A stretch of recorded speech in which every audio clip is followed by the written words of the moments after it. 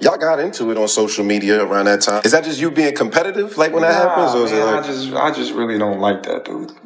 Why though? Cause I just don't like him. Like, I really don't like him. That's like, just not your cup of tea. That's just not your... I don't like nothing about him. I just feel like, he just one of these little arrogant little dudes. Gervonta Davis and Terence Crawford have never been close friends, but last month they got into a fight on social media, which made things worse. People talked about the famous Ring Magazine awards at first, but it quickly turned into something much more personal. There are two very strong men in each group, but I don't think they will fight because they are too big. Crawford's dislike for Davis comes from more than one conversation on social media. He's been holding back his feelings for a while, but now he's finally letting them all out. What champ? Come on, man. Tell me what belt. You know boxing. You forgot Devin Haney is undisputed. Devin Haney got all the belts. He the champ. Nobody else the champ. I'm gonna come up here where the big boys at. All right, I'll welcome. Davis was not going to let Crawford's comments go by. Davis is known for being demanding and having a short fuse. Davis is getting ready to defend his WBA lightweight title against Lamont Roach on March 1st. Davis is always ready to calm people down, even if he is about to fight. Crawford, on the other hand, is getting ready for his much-anticipated fight with Canelo Alvarez. If Crawford wins, his image will be solidified. But Crawford still attacked Davis when the chance came up, even though he was focusing on Canelo. You would fight him. Man, tell him to come up there. He got to come to win 54. He said I got a glass chin. So tell him to come and touch him. Wow, man. Devontae said you got a glass. In a recent cigar interview, Terence Crawford was pretty open about how he felt about Davis. The writer brought it up when they were talking about Davis's habit of just moving up weight classes. When asked if the fight on social media was just two winners from different sports fighting, None said that they chose opponents to fight. The way Crawford said it made it clear that it was personal. No, man, I just don't like that dude. I mean, I really don't like anything about him.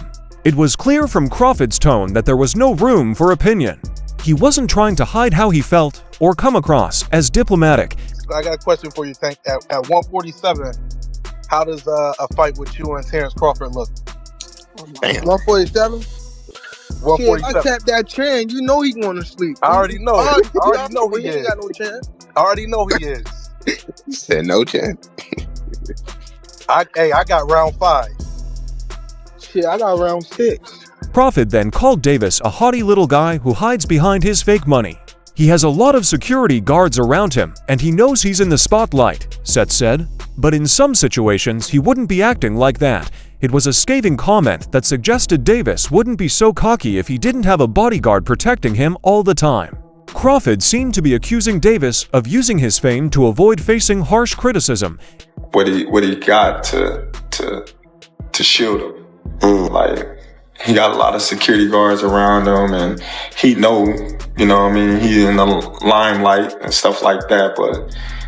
Even though Crawford didn't like Davis's behavior, he agreed that Davis was a good boxer. I respect how hard he fights. Crawford had revealed he definitely got skills, he got power, and he got great boxing ability. But like his core personality and his ways, almost none of the praise about Davis's boxing skills was held back. Crawford acknowledged it, but it didn't soften his harsh overall view. Davis naturally didn't stay quiet in response to what Crawford said. He fired back with a jab of his own, talking like he's the best in the sport and he's still out here begging for a big payday. Davis's comment played into a common narrative in boxing that even great fighters still need a marquee opponent like Canelo to truly cement their reputations. Bad blood between Crawford and Davis didn't end with those words, though. There's another factor that's been stirring the pot. SHOCKS Stevenson, the 27-year-old rising star, is being widely discussed as a possible future opponent for Davis. They have yet to meet in the ring.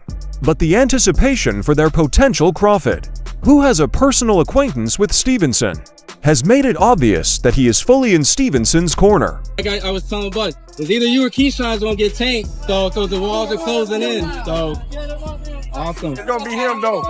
It makes sense, he's closer. Big brother first. Absolutely. When talking about Davis's boxing skills, Crawford said, he's definitely talented. He's got that and he's known in boxing, but SHOCKS is a different fighter. SHOCKS is different. That's high praise from Crawford, who doesn't give compliments lightly.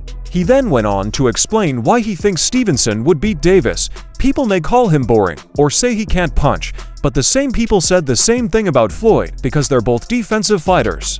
Crawford thinks that Stevenson's defensive skills will be very important in countering Davis' power. Who have Shakur? What have Shakur done?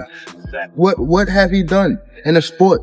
He haven't done nothing. The young one is looking more better than him. Who that? The Keyshawn. Keyshawn looking way more better than this. I keep screaming his name. He haven't done nothing. Keyshawn haven't even done nothing. Who have Shocker? What have Shocker done? What have he done in a sport? He haven't done nothing. The young one is looking more better than him. Who that? The Thean. Keyshawn looking way more better than I keep.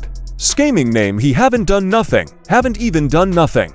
Tank is not going to be able to hit Shocker like he hit everybody else, and he know that. Crawford said confidently, it's a bold prediction, especially given Davis's reputation as one of the most dangerous knockout artists in the sport. Davis thrives on overwhelming his opponents with explosive power, but Crawford seems certain that Stevenson's technical brilliance would frustrate him in the ring. Crawford's loyalty to Stevenson only adds more tension to his feud with Davis. It's not just about boxing, it's about pride, loyalty, and proving a point. Davis, for his part, will likely see Crate's comments as yet another challenge to his dominance, and if Davis and Stevenson do finally face off, the build-up to the fight is sure to be as intense as anything in recent boxing history. When I see and I go read like little stuff about it, they really be debating. It don't be like, oh, Tank is gonna destroy this guy and everybody is saying this. No, that shit be like real debates. Like, no, this Shakur, this, that. And then not only that, now you see Shakur moving up in weight, he's filling out, he's dropping this dude. The rivalry between Crawford and Davis is complicated and includes both personal hatred and business rivalry. Crawford's accusations of cockiness and swagger go beyond normal trash talk. He seems to dislike Davis' personality and demeanor. Davis, on the other hand, doesn't mind responding with hurtful comments that paint Crawford as someone who wants attention. This war of words isn't likely to end anytime soon. Both men are too proud and competitive to give up. Davis is focused on his upcoming title defense, but he's probably paying close attention to Crawford's comments.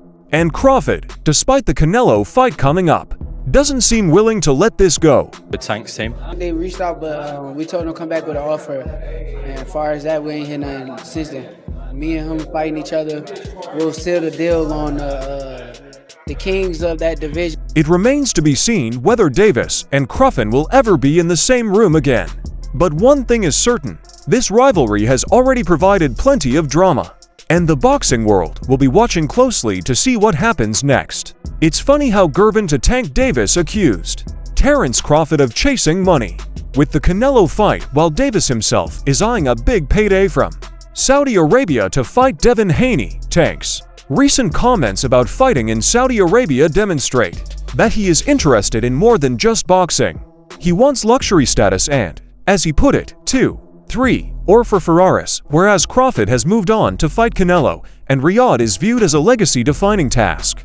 Davis' approach appears to be a bargaining tactic for his own fantasy buying spree. Davis's desire to negotiate with Turki Elik, the man responsible for bringing mega fights to Saudi Arabia, is already stirring controversy. During a Chat in a Safe Place podcast, Davis made his demands clear. If he's going into the ring against Devin Haney on Saudi soil, the price has to be sky high. They said I would fight Devin, and then they said Devin was their chosen one. Davis explained, so now they have to pay me extra because I already know what I'm going for his eye. Obviously you and Tank, and that's something that I feel like has built up for years. Yeah, I mean, the fighting's been built up for years, and at the end of the day, if he want the fight, he could have the fight because he's the WB fake champion. He's not the, he has the Mickey Mouse belt. Davis's words also showed that he didn't trust the way boxing decisions are made when big money and big people are involved. He basically accused Saudi officials of stacking the deck in Haney's favor, saying, if I don't knock him out, you're going to give the fight to him. That wasn't just a jab at Haney.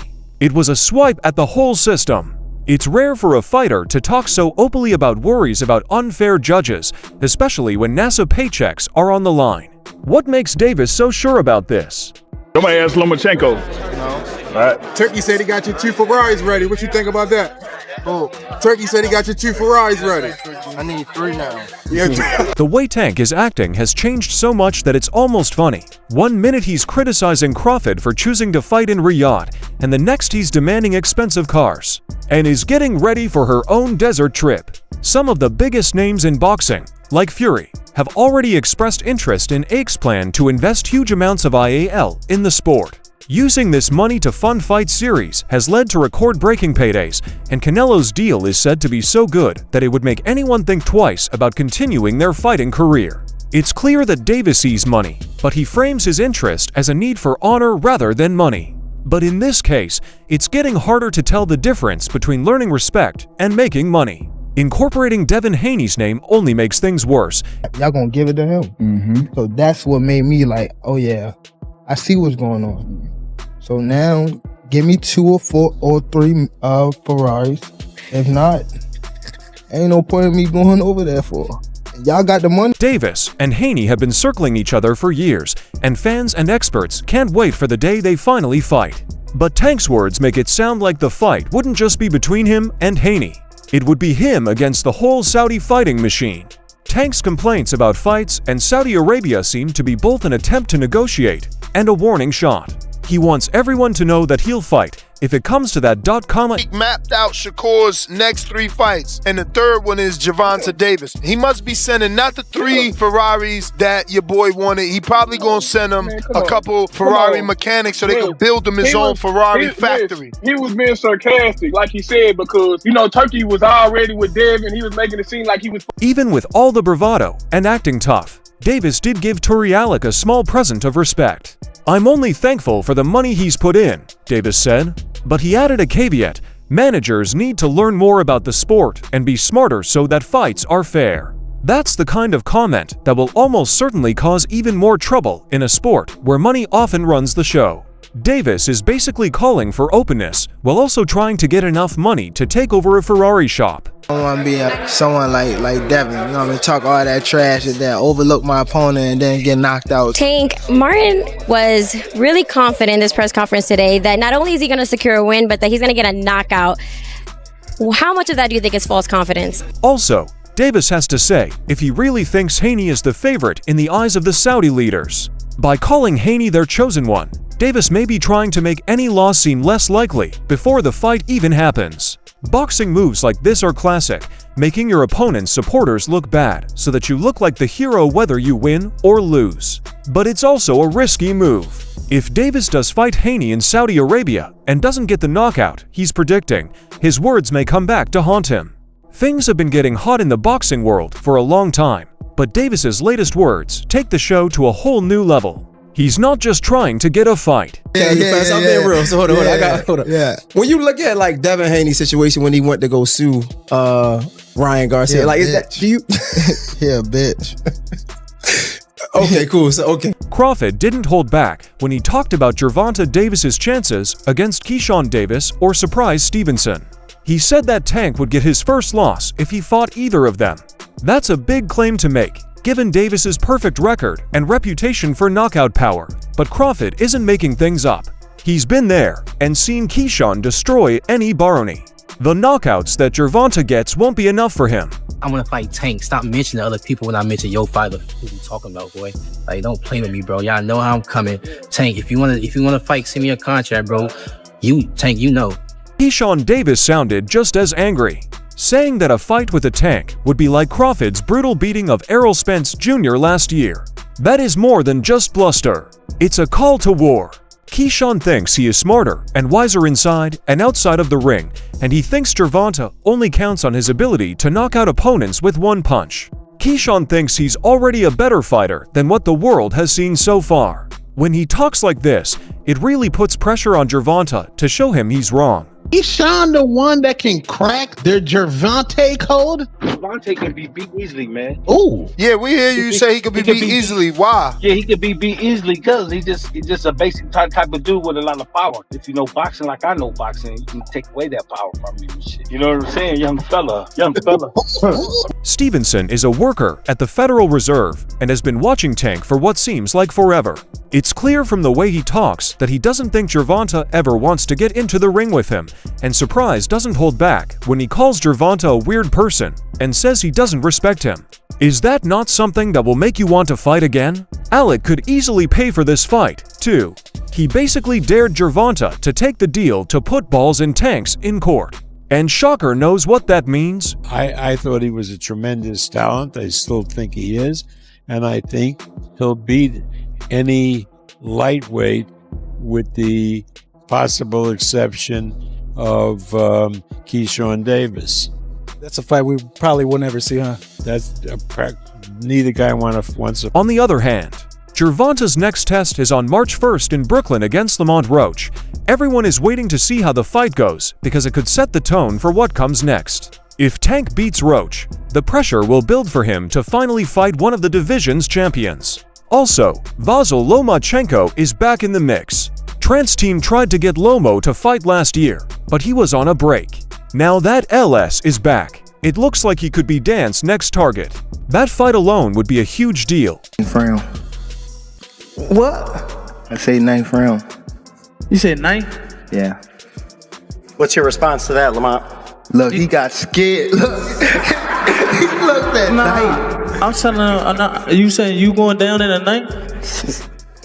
You know that power curry late. But there's more to this than meets the eye. He wants to make a lot of money. He has talked freely about working out a deal with Turkish Alec to fight in Saudi Arabia, but Alec wants at least for Ferraris before they will even talk about a deal. Some people might just think this is a Tank being a tank, but others see it as a sign that the game is changing.